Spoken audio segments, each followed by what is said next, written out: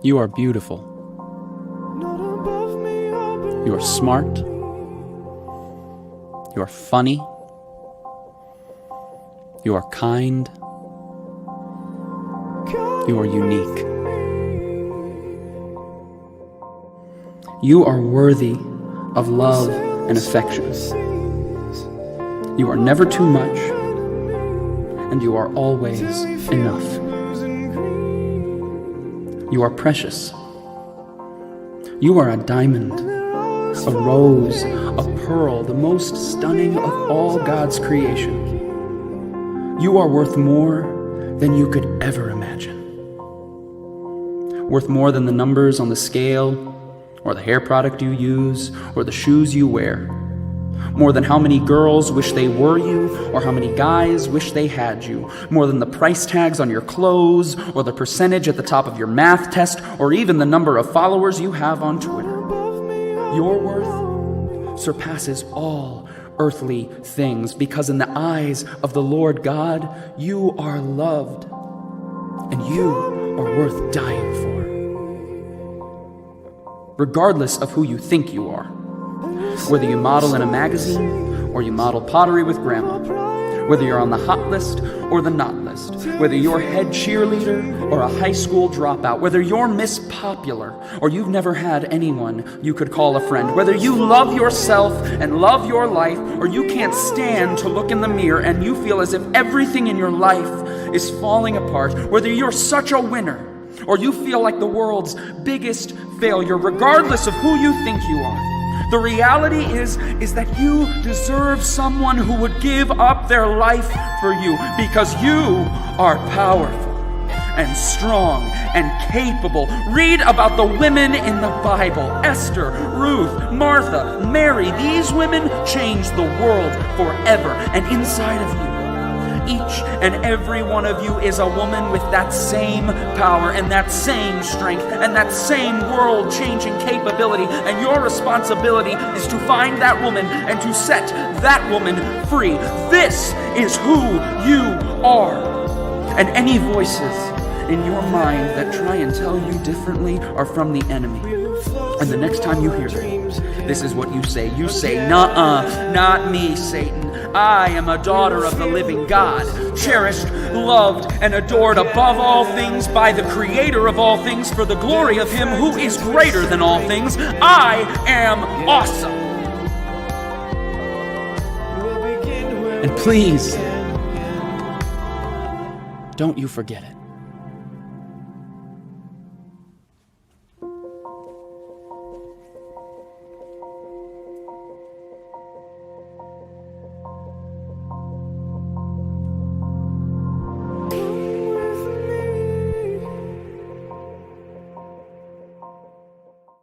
When I was just 11 years old, I unknowingly and somehow accidentally became a female advocate. It was around the same time as the Beijing Conference, so a little over 20 years ago, where in my hometown of Los Angeles, a pivotal moment reshaped my notion of what is possible. See, I had been in school watching a TV show in elementary school, and this commercial came on with the tagline for this dishwashing liquid, and the tagline said, "Women all over America are fighting greasy pots and pans." Two boys from my class said, "Yeah, that's where women belong, in the kitchen."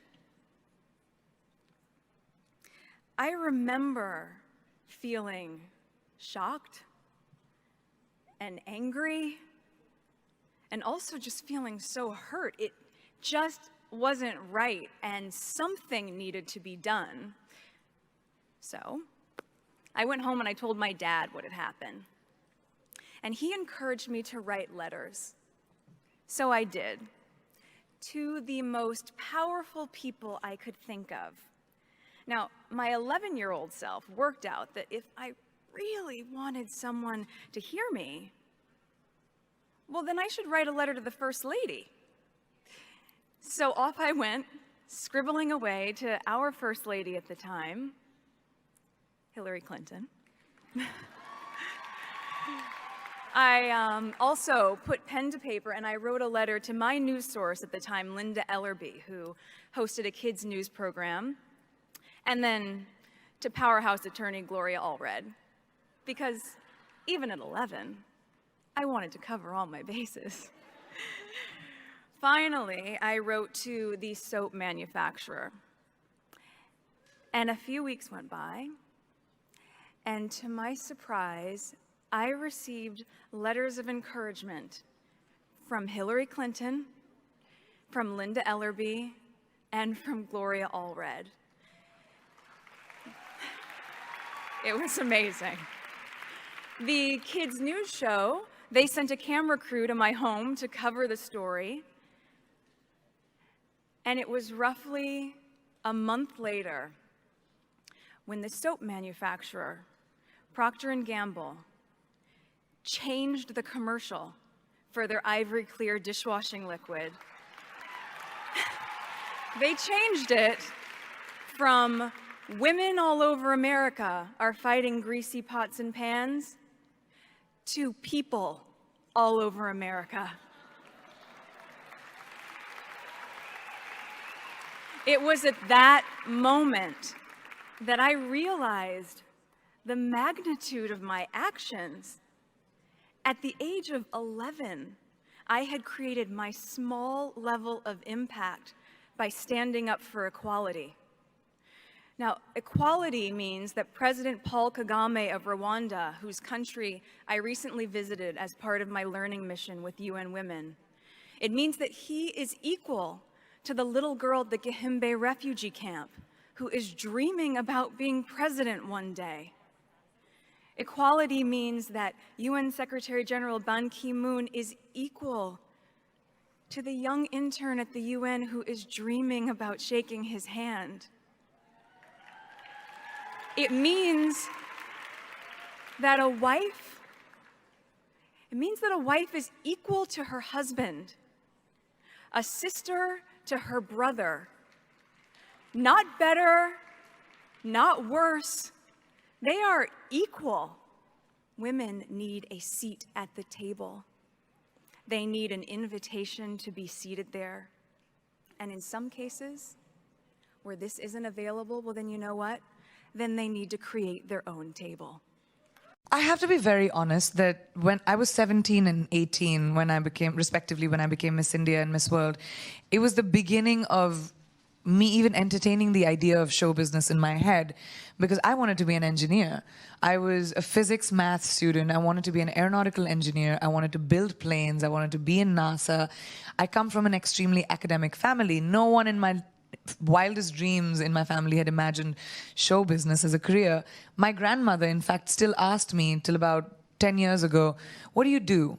So I said, "I'm an actor." Yeah, but what do you, what's What your does job? that mean? Yeah, trust an Indian grandmother to ask you that. But so what changed with me when I became Miss World, which happened in London actually, it gave me a sense of self. When I was a teenager, I had a lot of self-esteem issues like most teenagers do, you know. You don't know what's happening with you. You don't know what your body's going through. You don't know. I was gawky. My hair was all funny and frizzy, and I didn't know what to do with it. I had so much of it.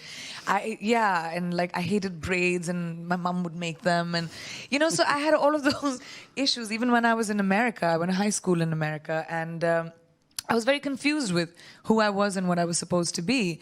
I was bullied in school a little bit, not by everyone, but I had a bully, and she just made my life miserable and used to, you know, hate on me basis where I came from. I think that's probably all she knew to hurt me. She used to call me curry, she used to call me brownie, she used to say, "Go back to your country on the elephant you came on."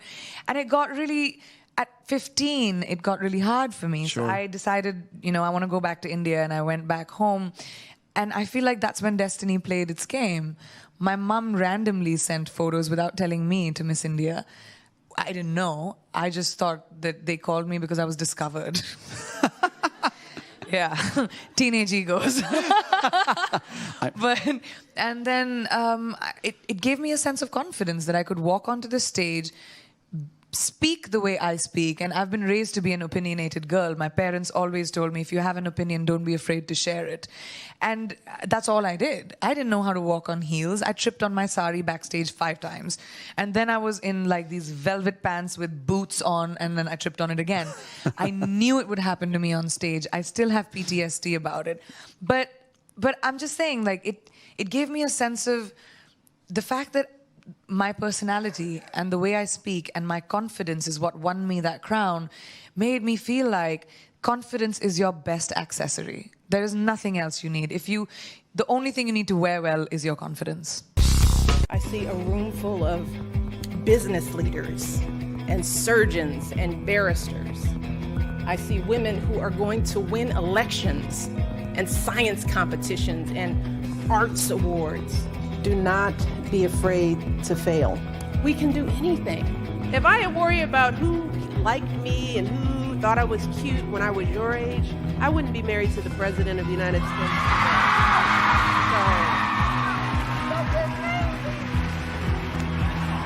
Don't let anyone ever tell you that this country isn't great, that somehow we need to make it great again. And just imagine how many of our kids we could help. Imagine how many lives we would transform. Because I know what's inside of girls like you and like me. I know how hard we'll fight for our families, how deeply we care about our communities, how much of a difference we can make for those around us. That's what we're doing here. We're impacting generations. That is the kind of impact we can have. We can lift up ourselves to heights we could never imagine. And like anything, this is not going to be easy, and it will not happen overnight. This is going to be an ongoing process, one that will unfold over generations. Because this right now is the greatest country on earth. That's what I see.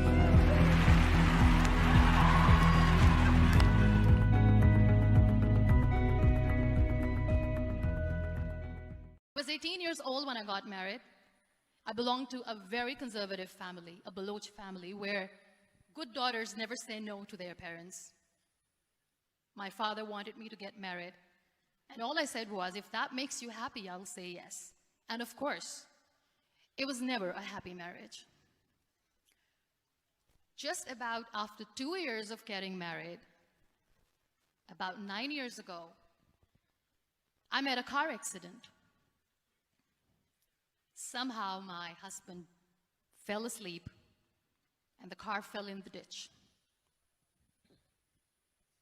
He managed to jump out, saved himself. I'm happy for him.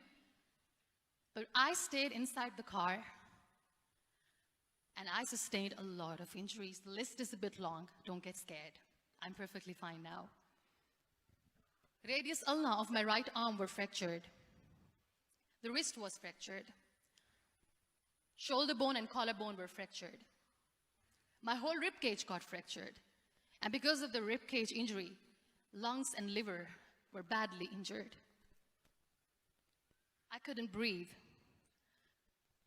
But that injury that changed me and my life completely as a person and my perception towards living my life was the spine injury. 3 vertebrae of my backbone were completely crushed, and I got paralyzed for the rest of my life. Many people came to rescue. They gave me CPR. They dragged me out of the car. And while they were dragging me out, I got the complete transection of my spinal cord. Those 2.5 months in the hospital were dreadful. I will not make up stories just to inspire you. I was at the verge of despair. One day, doctor came to me and he said, well, I heard that you wanted to be an artist, but you ended up being a housewife. I have a bad news for you. You won't be able to paint again because your wrist and your arm are so deformed, you won't be able to hold a pen again. And I stayed quiet. Next day, doctor came to me and said, your spine injury is so bad, you won't be able to walk again. I took a deep breath and I said, it's all right. The very next day, doctor came to me and said, because of your spine injury and the fixation that you have in your back, you won't be able to give birth to a child again. That day, I was devastated. And that is where I started to question my existence. Why am I even alive? What's the point of living? I cannot walk, I cannot paint, fine. I cannot be a mother. And we have this thing in our heads, being women, that we are incomplete without having children. I am going to be an incomplete woman for the rest of my life. What's the point? So what kept me going was, one day I asked my brothers, I know I have a deformed hand, but I'm tired of looking at these white walls in the hospital and wearing these white scrubs. I'm getting tired of this. I want to add more colors to my life. I want to do something. Bring me some colors. Bring me some small canvas. I want to paint. So the very first painting I made was on my deathbed, where I painted for the very first time. It was not just an art piece or just my passion. It was my therapy. What an amazing therapy it was. Without uttering a single word, I could paint my heart out. I could share my story. People used to come and say, what lovely painting, so much color. Nobody could see the grief in it. Only I could. And that day I decided that I'm going to live life for myself. I am not going to be that perfect person for someone. I am just going to take this moment and I will make it perfect for myself. That day I decided that I'm going to fight my fears. So I wrote down one by one all those fears. And I decided that I'm going to overcome these fears one at a time. You know what was my biggest fear? Divorce. But the day I decided that this is nothing but my fear, I liberated myself by setting him free. And I made myself emotionally so strong that the day I got the news that he's getting married, I sent him a text that I'm so happy for you and I wish you all the best. And he knows that I pray for him today. Number 2 was, I won't be able to be a mother again. And that was quite devastating for me. But then I realized there are so many children in the world, all they want is acceptance. So there is no point of crying, just go and adopt one. And that's what I did. I gave my name in different organizations, different orphanages, and I waited patiently. 2 years later, I got this call from a very small city in Pakistan. I got a call and they said, are you Muniba Mazari? There is a baby boy, and would you like to adopt? And when I say yes, I could literally feel the labor pain. I said, yes, yes, I am going to adopt him. I am coming to take him home. And that day, I was 2 days old, and today he's 6. You know, when you end up being on the wheelchair, what's the most painful thing? That's another fear that people on the wheelchair, or the people who are differently abled, have in their hearts, but they never share. I'll share that with you. The lack of acceptance. People think that they will not be accepted by the people because we, in the world of perfect people, are imperfects. So I decided that instead of starting an NGO for disability awareness, which I know will not help anyone, I started to appear more in public. I started to paint. I've done a lot of modeling campaigns. I decided that I'm going to join the national TV of Pakistan as an anchor person. I was featured in BBC 100 Women for 2015. I'm one of the Forbes 30 under 30 for 2016. I became the National Goodwill Ambassador for UN Women Pakistan, and now I speak for the rights of women, children. So when you accept yourself the way you are, the world recognizes you. It all starts from within. There are no wrong paths. There are none. There's no such thing as failure, really, because failure is just that thing trying to move you in another direction. So you get as much from your losses as you do from your victories, because the losses are there to wake you up. When you understand that, you don't allow yourself to be completely thrown by a grade or by a circumstance, because your life is bigger than any one experience.